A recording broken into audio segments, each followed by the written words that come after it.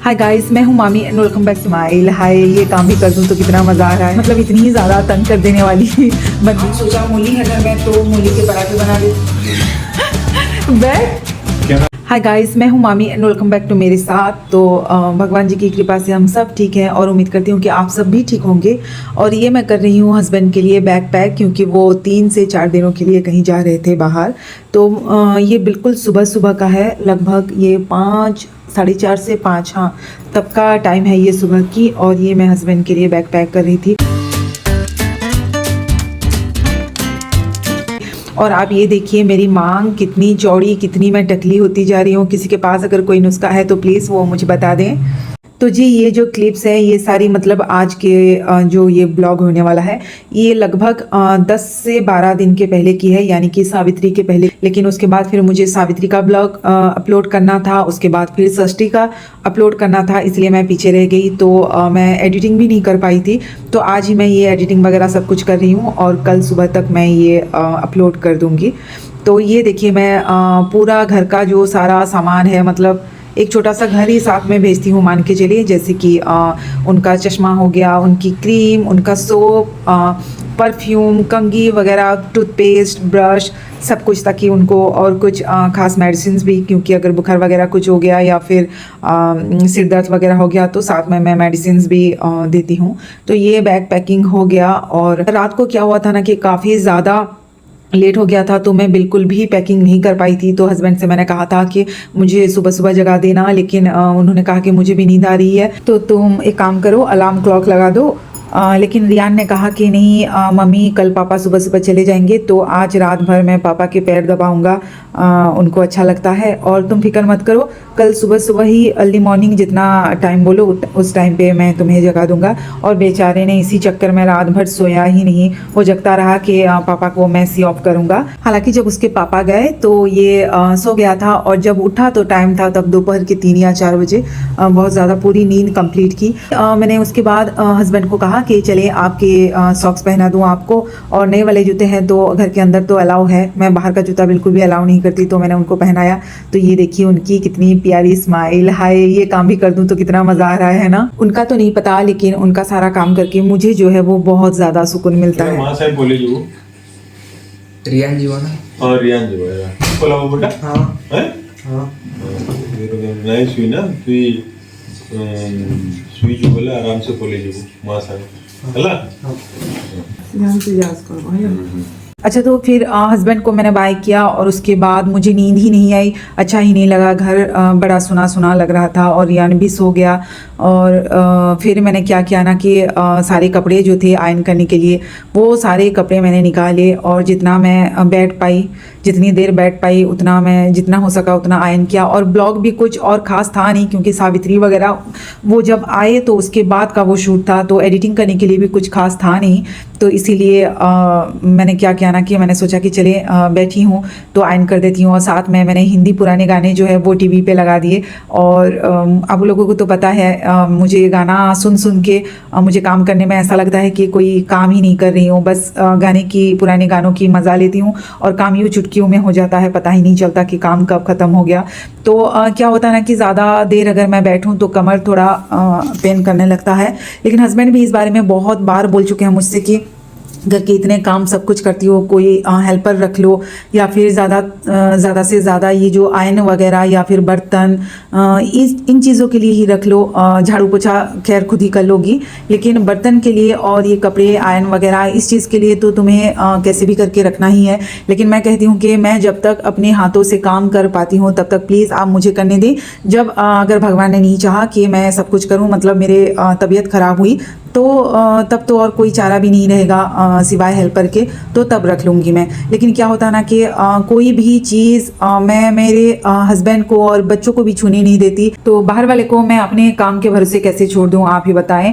और सिर्फ यही नहीं, एडिटिंग भी जब से मैं करने लगी हूँ तो अगर रियान आयान मुझे बोले भी कि चलो मम्मी आज मैं कर देता हूँ या फिर हम कर देते हैं तुम्हारा एडिटिंग, तुम रेस्ट लो, तो भी मुझे सुकून ना आए। मतलब भले ही 2 दिन बाद ही क्यों ना ब्लॉग अपलोड हो, लेकिन एडिटिंग मुझे ही करना है, ये सिचुएशन हो जाती है मेरी। तो इसलिए मुझे कुल मिला के अगर सच बात बोलूँ तो मुझे मेरे सारे काम करना बहुत ही ज़्यादा पसंद है, और कोई और को मैं चाहे वो कितनी भी सफाई कर ले, लेकिन मुझे तो सेटिस्फाई होती ही नहीं हूँ मैं।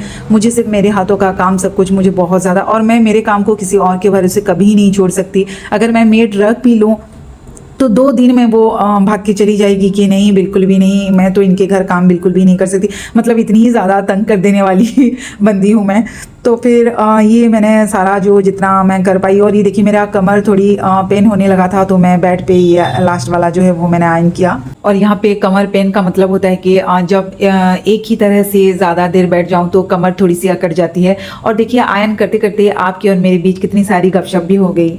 Day 4. कितना प्यारा सा सुकून भरा शाम है, थोड़ी थोड़ी ठंडी हवा भी चल रही थी, फुल ऑफ रोमांटिक। क्यों ना हो, आज मेरे हस्बैंड घर जो लौटने वाले थे पूरे 4 दिन के बाद। लाइक बनाना है, क्या बनाना है लाइक, क्योंकि ये ऑनलाइन फ्रैक्शन है, तो लाइक फ्रैक्शन करेंगे तब जाके क्या होगा, एडिशन हो पाएगा, अदरवाइज नहीं हो पाएगा। Then 3 1 and 1, okay. तो एलसीएम कितना 2 into 2 into 2 into 3 हो गया। तो 1 2 3 4 1 2 3 4।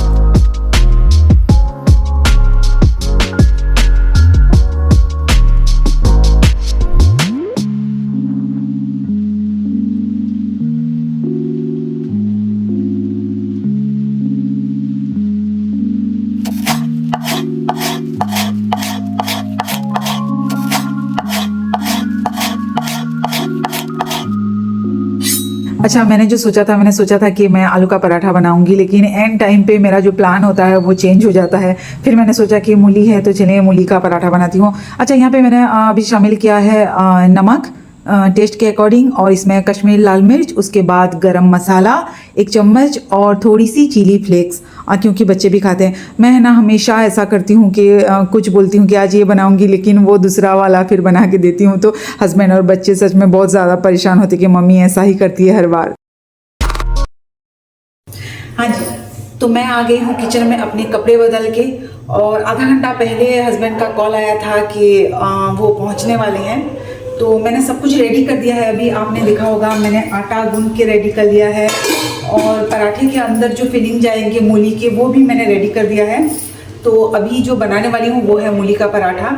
और बाहर तो वो इधर उधर का खाना भरपूर के मतलब खा चुके हैं, लेकिन घर का सिंपल खाना चाहिए, तो कल मैं सिंपल खाना बनाऊंगी। आज सोचा मूली है घर में तो मूली के पराठे बना देती हूँ गर्मा गर्म, जब वो आएंगे तो पहले खाएंगे उसके बाद जो कुछ भी।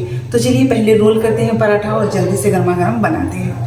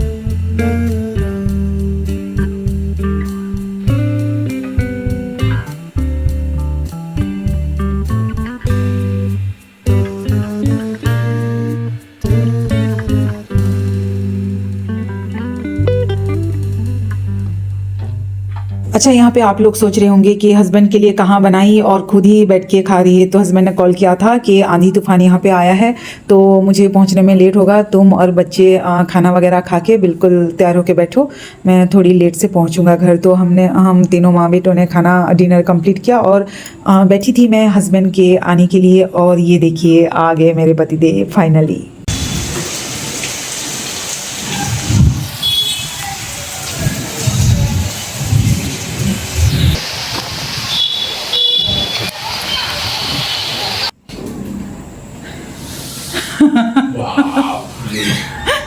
बैग कैमरा कौन के रेडी?